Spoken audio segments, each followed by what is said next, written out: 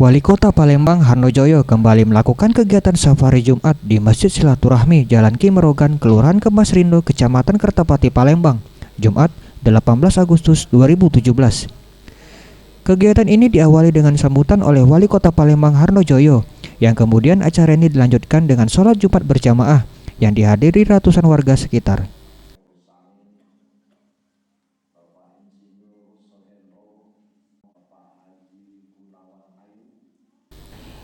Ditemui usai lakukan sholat Jumat, Harnojoyo mengatakan Masjid Silaturahmi ini kondisinya sekarang sudah lebih baik. Sebelumnya, masjid ini dibangun di atas rawa-rawa dan telah dilakukan beberapa kali renovasi. Ia mengajak seluruh masyarakat untuk selalu memakmurkan masjid, salah satunya dengan sholat subuh berjamaah yang kini rutin diadakan pemerintah Kota Palembang.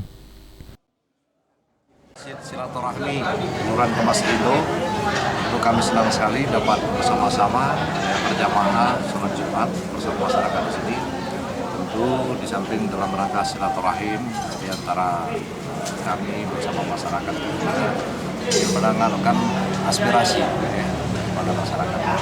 Jadi alhamdulillah disampaikan melalui perwakilan pengurus masjid Bapak Sarudi terkait dengan keberadaan Masjid Silaturahmi ini yang tadinya berdiri di atas rawa, tiang, alhamdulillah sekarang sudah megah, bagus, dan suatu hal yang baik juga pada saat ini ada rencana pengembangan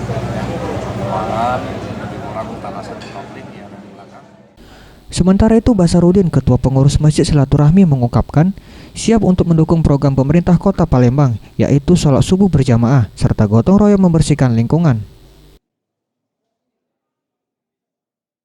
Hati Pak Wali untuk mengunjungi kami di masjid ini.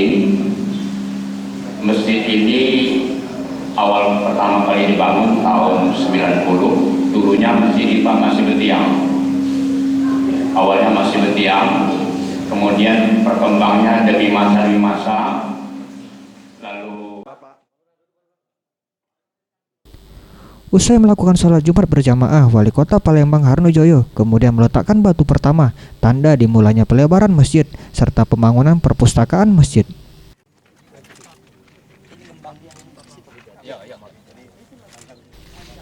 Tim Liputan Sriwijaya TV.